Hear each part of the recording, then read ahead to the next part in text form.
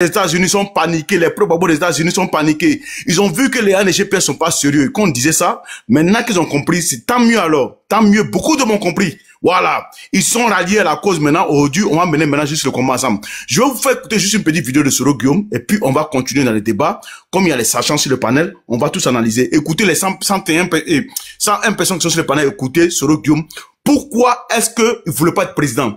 Pourquoi il a dit à Ibrahim Koulibaly? Pourquoi on a fait le combat là? On a fait cette rébellion pour que Ouattara soit au pouvoir. C'est Soro Guillaume qui dit ça. Il a dit à Ibrahim Koulibaly, on n'a pas fait le combat là pour que nous là, on soit président. Écoutez la vidéo et puis on va revenir dans le débat. Nous avons commencé le 19 septembre 2002. Moi, j'étais à Abidjan. Quand le 19 septembre 2002 a éclaté.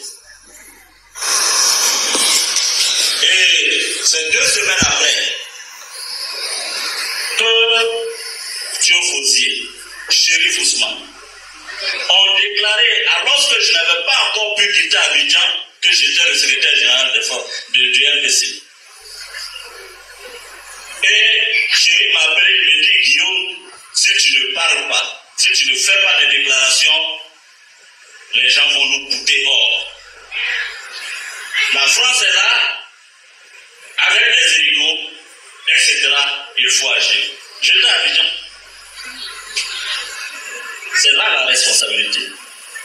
Sachant que déclarer que je suis secrétaire général du MPCI à Abidjan équivaudrait à se laisser mourir, je l'ai fait. Quand j'ai déclaré que j'étais le secrétaire général du MPCI, quelques jours après, j'ai demandé à Licorne. Excusez, il y a la truc, la publicité. Quel est ton Écoutez bien la vidéo, hein. Écoutez. De m'exfiltrer d'Abidjan. Le général Bell a refusé. C'est sûr. Je lui ai dit, mais vous ne pouvez pas me laisser à Abidjan. Il dit, ah, monsieur le secrétaire général, la France ne peut pas prendre le risque de vous sortir d'Abidjan. Et si c'est sûr, on va détruire nos hélicos, on va s'apprendre à la communauté française. J'ai demandé à la CEDEAO, à l'époque, c'était le ministre des Affaires étrangères du Sénégal, Gadjo. J'ai dit, je demande que vous puissiez m'exfiltrer d'Abidjan.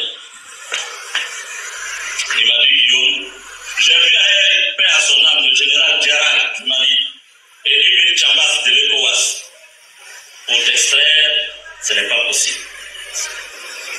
J'ai coupé mon téléphone et je me suis retrouvé face à ma responsabilité. Et j'ai décidé de sortir d'Abidjan. Tout seul. Je ne vous décrirai pas les conditions, puisque nous sommes encore dans le combat. Mais je suis sorti d'Abidjan. Quand je suis sorti d'Abidjan, je me suis rendu à Bouaké. J'étais à Bouaké avec Chérif Ousmane, Thio Fosier et tous les autres, avec qui le combat a continué.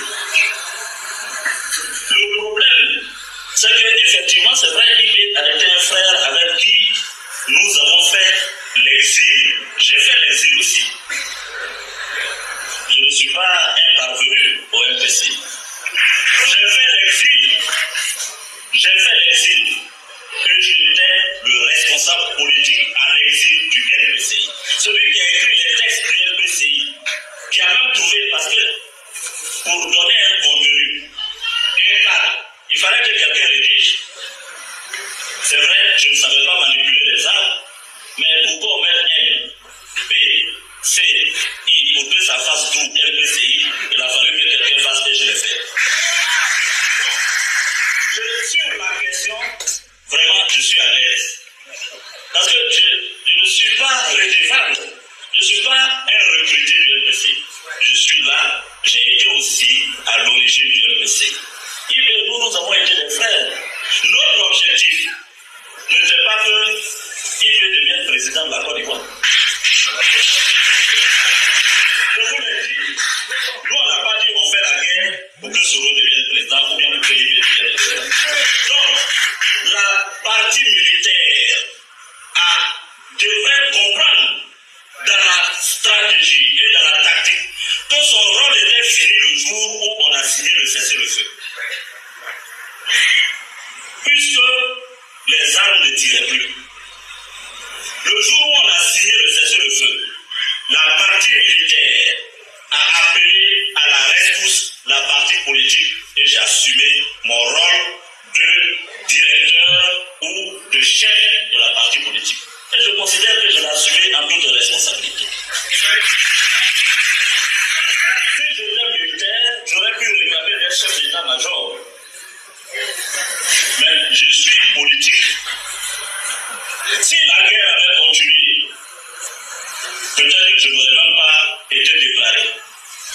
Mais c'est parce que on a signé un cessez-le-feu, les militaires ne pouvaient plus tirer pour avancer et l'action militaire a connu